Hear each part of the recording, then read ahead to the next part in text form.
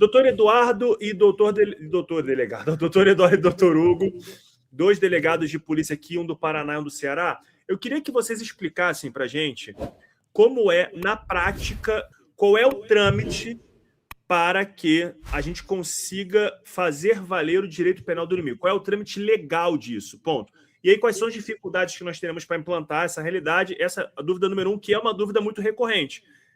Todo mundo acredita que é um caminho, termos o direito penal do inimigo, mas não está muito claro qual é o caminho que a gente vai seguir para adotá-lo.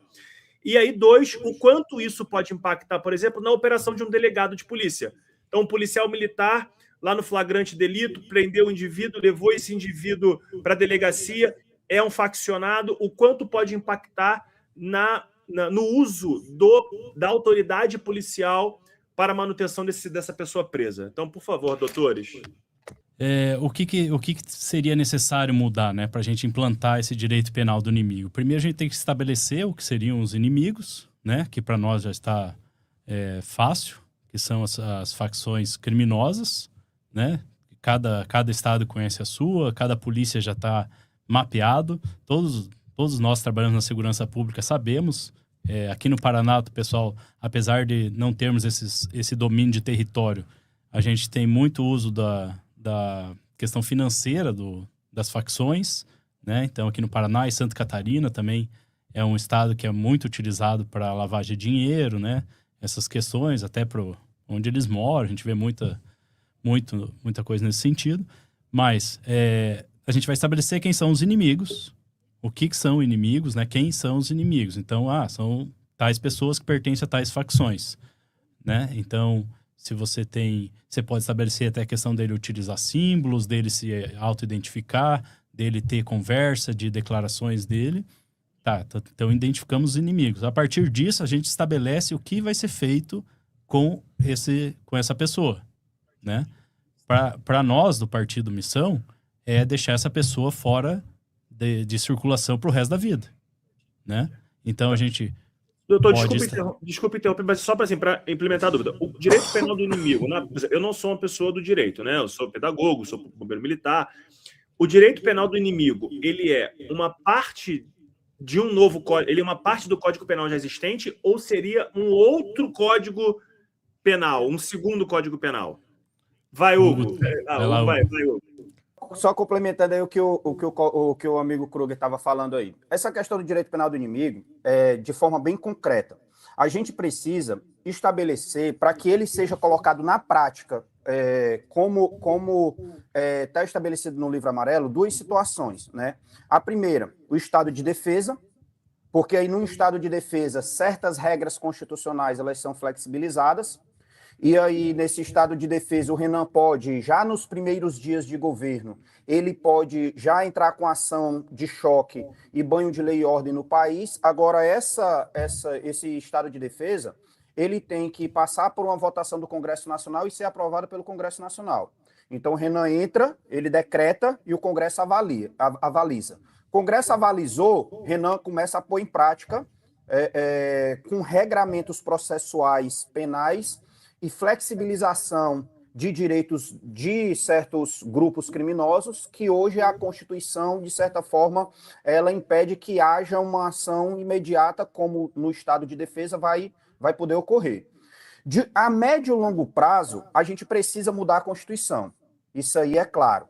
A gente precisa de uma nova Assembleia Nacional Constituinte para estabelecer pena de morte, para estabelecer prisão perpétua, para estabelecer diversos mecanismos contra organizações criminosas, para que, após o estado de defesa encerrar, nós, como Estado, a gente continue implementando um rigor maior em relação à facção criminosa, diferentemente do criminoso comum.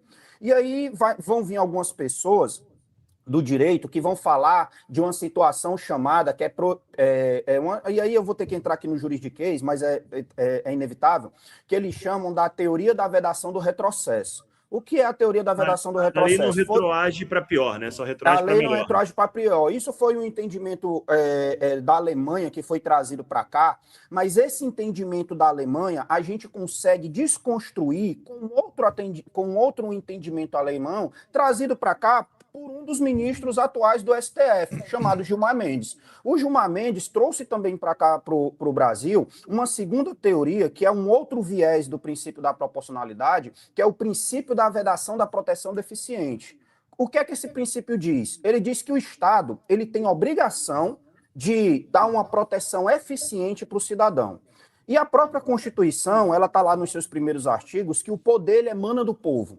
Então, a Constituição, ela não é instrumento de poder. Ela é a materialização do poder do povo. Então, a partir do momento em que o Renan Santos, ele é presidente da República, ele instaura um referendo. E aí, nesse referendo, vai ter que ter 3 situações que o povo vai ter que votar. Primeira situação, Assembleia Nacional Constituinte. Segunda situação, estabelecimento de pena de morte e prisão perpétua. Terceira situação, retirada do Brasil dos tratados internacionais de direitos humanos, principalmente o Pacto de São José da Costa Rica e o Pacto de Direitos Civis e Políticos também, que foi estabelecido pelo Brasil. Por quê? Porque nesses 2 pactos, eles estabelecem nos seus regramentos, principalmente o Pacto de São José da Costa Rica, que tem status de norma supralegal no país, que os países que aboliram a pena de morte não podem retroagir para criar novamente. Então, enquanto o Brasil ele for signatário do Pacto de São José da Costa Rica, a gente tem um impedimento pelo direito internacional de estabelecer pena de morte no Brasil. E como é que o Brasil sai desse tratado? Acontece um fenômeno dentro do direito internacional chamado de denúncia de tratado.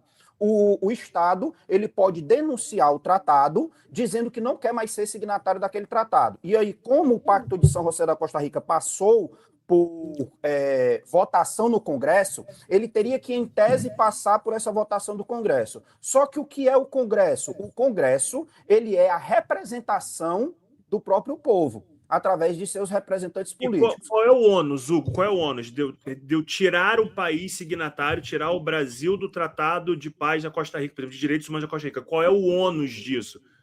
Teremos, por exemplo, a gente rompe acordo comercial se você sair. Não tem ônus, né? Assim, a gente sai e pronto.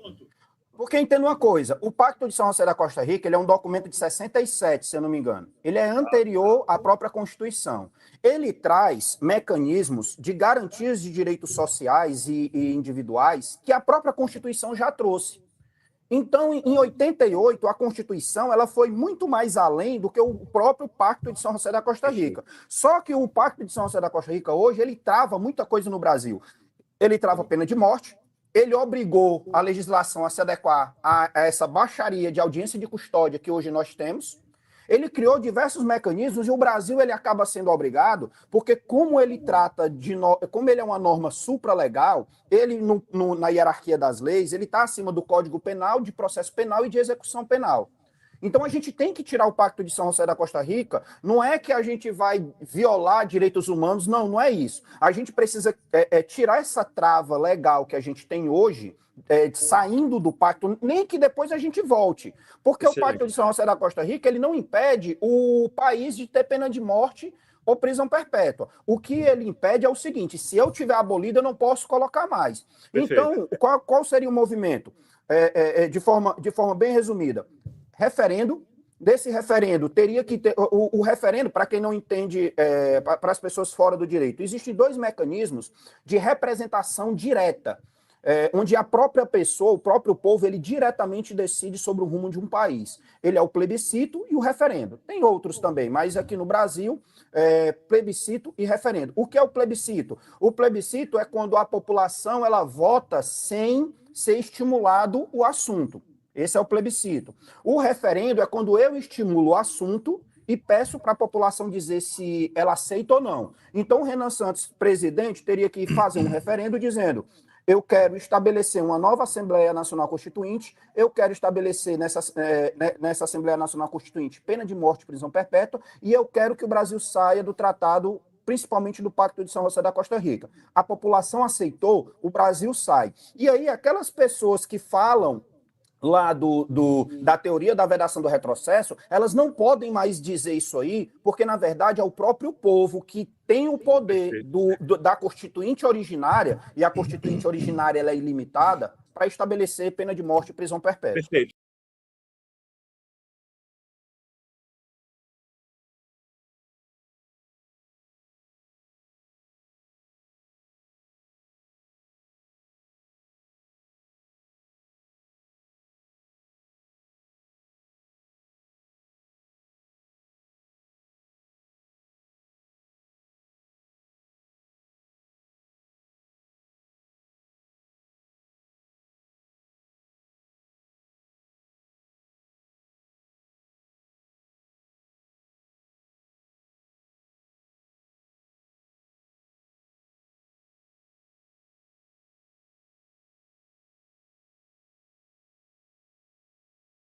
Se você gostou deste corte, inscreva-se no canal e ative o sininho para não perder os próximos vídeos. Aqui você encontra os melhores cortes e os principais debates do momento. Até o próximo vídeo.